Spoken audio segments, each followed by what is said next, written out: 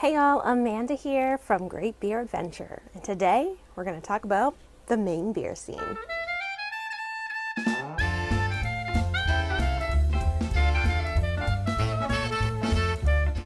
There's Four Rivers, Austin Street, there's Bissell, there's Foundation, there's Allagash, Geary's, there's Gritty's, there's Shipyard, Gagan, Orono and Marsh Island and Black Bear, there's Bigelow, there's Some Brewing, there's Hidden Cove, Tumbledown, Oak Pond, Baxter. There are so many breweries here in Maine, over 70 in fact, with more opening all the time. But that wasn't always the case. Back in 1851, we cemented our place in history as the birthplace of Prohibition.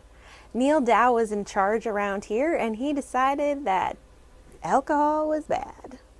So all beer in the state was not allowed unless it was for medical, manufacturing, mechanical purposes. Sorry, folks. In fact, when the rest of the country started taking on Prohibition, they called them the Maine laws. We really do apologize. Prohibition swept the country and became a nationwide thing in 1920, and it lasted until 1933. Those were some rough years, I'm certain. Not only was the Great Depression in that time as well, but there was no alcohol.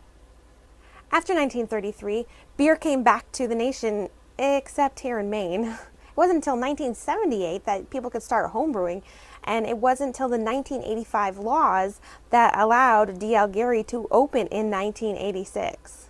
Shortly after Geary's opened, there was also a Shipyard, Allagash, and Gritty's, just to name a few.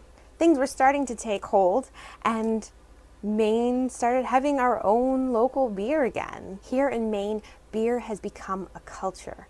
There's so much that goes on around it. There are so many innovative brewers who are pushing themselves to be the very best, but at the same time, collaborating and working together to help rise all ships.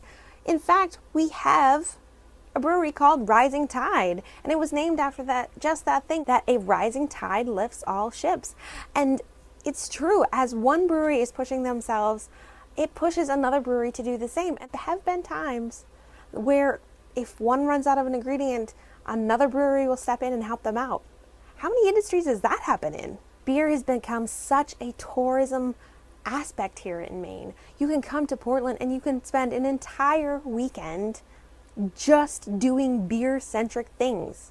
You can be part of this creative, artistic, innovative movement that is going on right now just by coming and visiting us here. I have even heard Maine dubbed the beer capital of the East Coast. If you haven't been to Maine recently and you are into beer, you are seriously missing out. Make sure you come on up, and when you do, say hi. You can find me on Twitter at Great Beer Amanda. If you want to know what to do if you only have 48 hours in Portland, Maine and are big into beer, I have put a link below for you to check out an article written by Carla Lauder, who is better known as the Beer Babe. Have a fabulous day. We'll see you next time, and as always, cheers.